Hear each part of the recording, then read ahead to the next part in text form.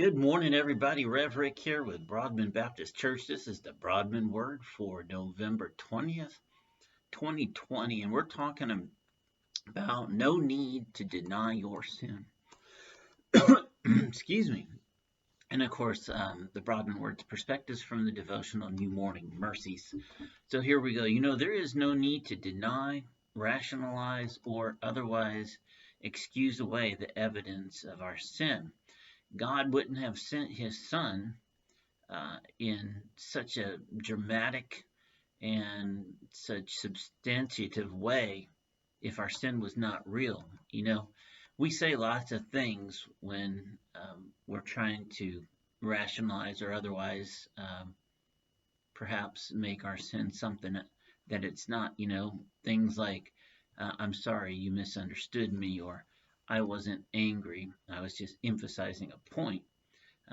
I wasn't being lustful. I just enjoy looking at things, right? That's a big one.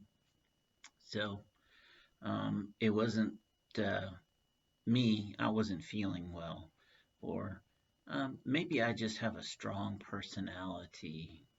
Could be, I think you're being too judgmental.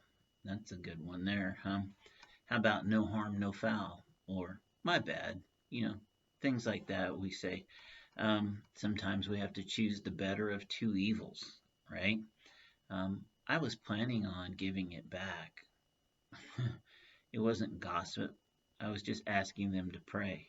So yeah, there's all kinds of things that we can say when perhaps we've realized sin, but we're trying to make it something else.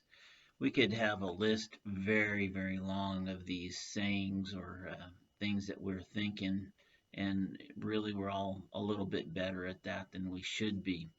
We're also really skilled at convincing ourselves that our sin is less than sin and that we're more righteous than we really are. So what's the point? Why are we talking about this? Well, in the end, it is all really a big insult to God, who controls every situation, every location, and every person and every moment in human history, so that the time that his perfect Son could come and express our severe need for forgiveness and for delivering us from the very thing that we're trying to minimize. So imagine how insulting that is to God. Imagine how it hurts his heart when we set aside our sin or try to make it something that it's not. It is really scandalous. It's a scandal of self-righteousness and a refusal to make your beliefs and to take God at his word when he says that we're in a bad condition apart from his grace. It is a unrighteous thing. It is also a prideful thing, a destructively prideful thing that rears its head when we try to make excuses or somehow otherwise diminish the need for grace in our sinful nature. So why so destructive? Why destructive pride? Because it's only when that we're able to humbly admit the depth of our unrighteousness and the impossibility of independently altering that condition that we will then begin to cry out for and get excited about God's redeeming grace.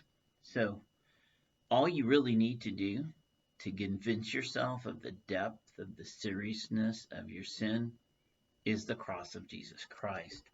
That God would go to the extent that he had to sacrifice his one and only Son ought to be demonstration enough that the moral tragedy of sin is very, very real. It is so real that God had to have his Son come and go through a real birth, live a real life of perfection, die a real death, and walk away from a real tomb so that you could have real forgiveness and real hope in the face of your real sin. When sin is real, then real grace is the only hope. If you're looking for some further study or further encouragement on this, you want to dive into it a little bit, Psalm 32 is a great place to go.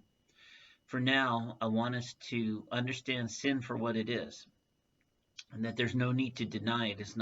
It's shameful, but it's not to be ashamed of, in the sense that we should shy from accepting it or calling it what it is or realizing what it is, because then we end up with those short little platitudes and other statements that I started off with.